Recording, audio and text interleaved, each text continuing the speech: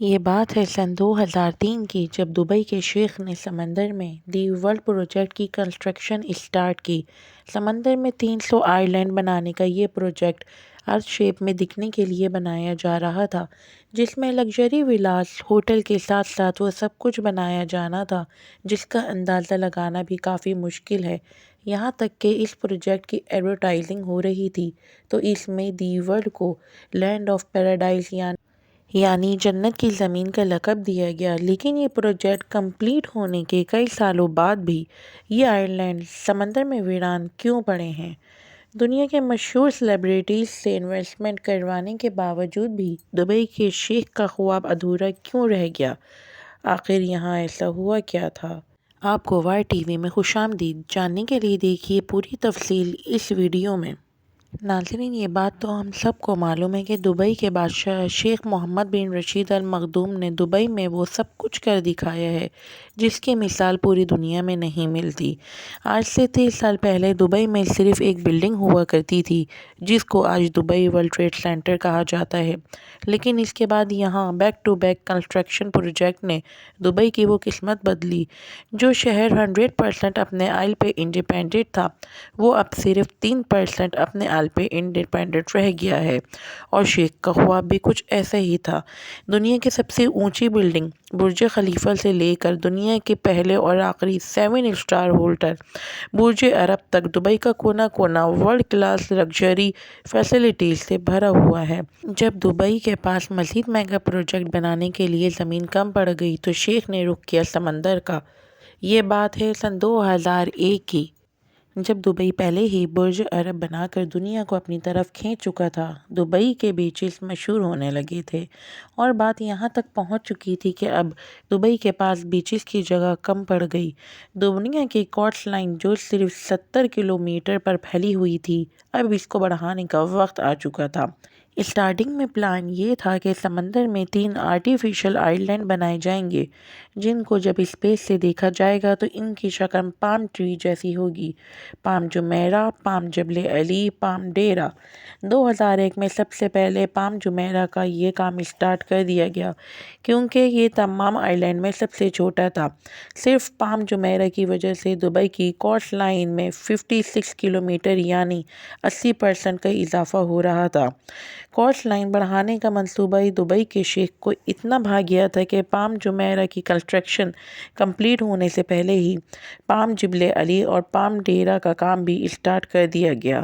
ان تینوں آئی لینڈ کے علاوہ ایک اور پروجیکٹ بھی تھا جس نے کسی میگنیٹ کی طرح پوری دنیا کو اپنی طرف کھینچ لیا۔ یہ پروجیکٹ دی ورلڈ کے نام سے شروع کیا گیا، جس میں ٹوٹل 300 چھوٹے آئی لینڈز موجود تھے۔ دی ورلڈ کا ڈیزائن ارتھ کے میپ کے حساب سے رکھا گیا، جس میں کنٹری کے نام سے الگ الگ آئی لینڈ بنائے گئے تھے۔ 2003 میں دی ورلڈ کی کنسٹرکشن کا کام اسٹارٹ کر دیا گیا، جو دبئی کے ساحل سے 3.5 کلومیٹر دور سمندر کی بڑی لہروں کو روک کر بنایا جا رہا تھا۔ آئی لینڈ اصل میں اپر کلاس کے لیے بنایا جا رہا تھا۔ اپر کلاس اور بزنس ٹائکون نے اس پروجیکٹ میں بڑھ چڑھ کر حصہ لیا۔ کچھ نے اپنے پرسنل یوز کے لیے یہاں آئی لینڈ خریدے اور کچھ نے اس کی ایڈورٹائزنگ کے لیے اپنا پارٹ پورا کیا۔ یہاں پر چھوٹے سے چھوٹے آئی لینڈ کی قیمت $15 ملین، مطلب 112 کروڑ، اور بڑے آئی لینڈ کے کیا ہی کہنے۔ ایک آئی لینڈ $50 ملین یعنی 375 کروڑ روپے میں سیل کیا گیا۔ دبئی کو پہلے پروجیکٹ میں کامیابی ملی تھی، اسی طرح دی ورلڈ میں بھی ملی۔ کنسٹرکشن کمپلیٹ ہونے سے پہلے ہی 2008 میں 60% سے زیادہ آئی لینڈ سیل آؤٹ ہو چکے تھے، لیکن سوال یہ ہے کہ سمندر میں ریت سے بنے اس آئی لینڈ کی اتنی زیادہ قیمت کیوں ہے؟ پہلی بات یہ ہے کہ یہ اتنا آسان کام نہیں تھا۔ ٹاٹے مارتے ہوئے سمندر میں ایک چھوٹا سا آئی لینڈ بنانا بھی بہت مشکل ہوتا ہے۔ یہاں تو پھر دبئی نے 300 آئی لینڈ بنائے تھے، جس میں ایک آئی لینڈ کو بنانے میں اتنی زیادہ ریت استعمال ہوئی تھی کہ اس سے پورا کرکٹ اسٹیڈیم ٹاپ سے لے کر اینڈ تک بھرا جا سکتا ہے۔ اگر پتھروں کی بات کی جائے تو دی ورلڈ کے آئی لینڈ میں استعمال ہونے والے پتھروں کا وزن 5.5 لاکھ ٹرین انجن کے وزن کے برابر ہوتا ہے۔ 9 کلومیٹر لمبا اور 6 کلومیٹر چوڑا یہ پروجیکٹ بنانے میں دبئی کی گورنمنٹ کو $14 ارب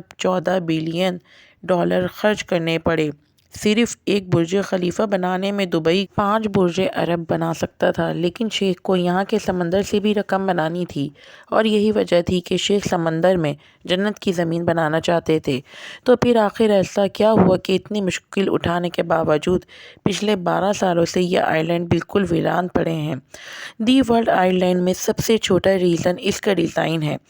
سب کو یہی امید تھی کہ ارتھ کے میپ کے حساب سے بنایا جائے گا، لیکن پروجیکٹ کمپلیٹ ہونے کے بعد معلوم ہوا کہ ارتھ کا ڈیزائن سے کافی زیادہ الگ ہے۔ زیادہ تر آئی لینڈ کی شیپ ایکچوئل کنٹری کی شیپ سے کافی مختلف تھی، جس سے انویسٹر کو کافی زیادہ مایوسی ہوئی۔ لیکن صرف ڈیزائن کا چینج ہونا ہی ورلڈ کی ناکامی کا ریزن نہیں تھا۔ 2008 میں دی ورلڈ کی لانچ رکھی گئی، جس میں دبئی کو روشنیوں سے نہلا دیا گیا۔ جتنا پیسہ اس لانچ کی ایونٹ میں بہایا گیا، سارے کا سارا بے مقصد ثابت ہوا، کیونکہ یہ وہ وقت تھا جب پوری دنیا کو معاشی بحران نے گھیر رکھا تھا۔ دی ورلڈ کے 60% اس معاشی بحران سے پہلے ہی سیل آؤٹ ہو چکے تھے، اور اس معاشی بحران کی وجہ سے نہ صرف ورلڈ آئی لینڈ بلکہ پورے دبئی کی پراپرٹی کے ریٹ زمین پر آ گرے تھے۔ معاشی بحران کی وجہ سے جن لوگوں نے یہ آئی لینڈ خرید رکھے تھے، انہوں نے بھی یہاں کنسٹرکشن کا کام نہیں کروایا۔ وقت گزرتا گیا اور اسی دوران ایک اور مسئلہ کھڑا ہو گیا۔ خالی پڑے آئی لینڈ آہستہ آہستہ سمندر کی نظر ہونے لگے۔ جب یہ نوٹس کیا گیا کہ کئی آئی لینڈ اپروژل کی وجہ سے سمندر کے نیچے ہونے لگے، یہ خبر جہاں اپنے طور پر کافی ڈینجرس تھی، وہیں میڈیا کوریج نے لوگوں کا ٹرسٹ مزید کم کر دیا، جس کا نتیجہ یہ ہوا معاشی بحران ختم ہونے کے بعد بزنس واپس تو لوٹ آیا، لیکن ورلڈ آئی لینڈ پر نقصان کے ڈر سے کسی نے بھی اس پر ٹرسٹ نہیں کیا۔ انجینئر ریسرچ ٹیم نے جب ریسرچ کی تو ایک خوفناک صورتحال سامنے آئی۔ پام جمیرہ، پام جبل علی اور پام ڈیرہ کے ساتھ ساتھ ورلڈ آئی لینڈ کی کنسٹرکشن میں استعمال ہونے والی ریت پرشین گلف کے سمندر سے ہی ٹریجل کے ذریعے نکال کر آئی لینڈ سائٹ پر ڈمپ کی جاتی تھی۔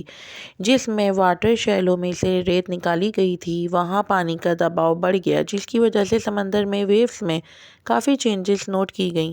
ویوز میں چینجز کی وجہ سے آرٹیفیشل آئی لینڈ بلکہ پورے دبئی کی کوسٹ لائن میں اپروژل دیکھی گئی۔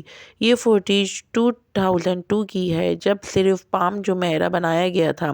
اس فوٹیج میں دبئی کی کوسٹ لائن کو غور سے دیکھیں، جو کہ بالکل سیدھی لائن نظر آ رہی ہے۔ اب غور سے دیکھیں اس فوٹیج پر جو 2008 کی ہے، جب باقی تمام آئی لینڈ بھی بنائے جا چکے تھے۔ اس میں صاف صاف دیکھا جا سکتا ہے کہ دبئی کی اپنی کوسٹ لائن جگہ جگہ سے اوپر نیچے ہو رہی ہے، اور اس کو روکنے کے لیے کئی جگہ پر آرٹیفیشل والز بھی کھڑی کی گئی ہے۔ آرٹیفیشل آئی لینڈ بنانے، دبئی کی کوسٹ لائن کو ڈبل ٹربل کرنے اور نیچر سے کھیلنے کا عمل اب دبئی پر الٹا وار کرنے پر تلا ہے۔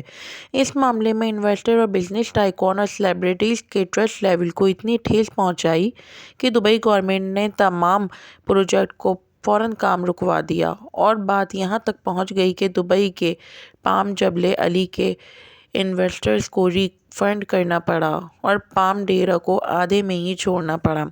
آخرکار یہ دبئی کا پہلا آرٹیفیشل پروجیکٹ ہے جو بھرپور کامیاب ہوا، اور کئی فیمس سیلیبریٹیز پام جمیرہ جو پراپرٹی خریدتے ہیں، جس میں فٹ بال ڈیوڈ بیکم، شاہ رخ خان اور شلپا شیٹی کے ساتھ ساتھ کئی جانے مانے نام بھی شامل ہیں۔ لیکن ایسا نہیں ہے کہ ورلڈ آئی لینڈ میں سے کسی نے بھی اپنا مشن نہیں بنایا۔ 300 میں سے 900 آئی لینڈ ایسے ہیں جن کو ڈیولپ کیا جا چکا ہے۔ ان میں لیبنان آئی لینڈ، یورپ آئی لینڈ اور فارمولا 1 ڈرائیور کے نام پر بنایا گیا۔ باقی تمام 291 آئی لینڈ ابھی تک خالی پڑے ہیں اور آہستہ آہستہ سمندر کی نظر ہوتے جا رہے ہیں۔ دبئی کے شیخ اپنی اس ناکامی سے اچھی طرح واقف ہیں اور اپنی اس غلطی کو سدھارنے کے لیے نئے اور جدید پروجیکٹ بھی لانچ کرنے میں لگے ہیں۔ نیا پلان یہ ہے کہ دی ورلڈ کے یورپ آئی لینڈ کو ڈیولپ کیا جائے، نہ صرف سمندر کے اوپر بلکہ اپنے گیسٹ کے لیے سمندر کے اندر بھی واٹر روم، بیڈ روم سے لطف اندوز ہو سکیں گے۔ ایک بات تو واضح ہے کہ دبئی ان چھوٹے موٹے معاشی بحران سے گھبرانے والا نہیں ہے۔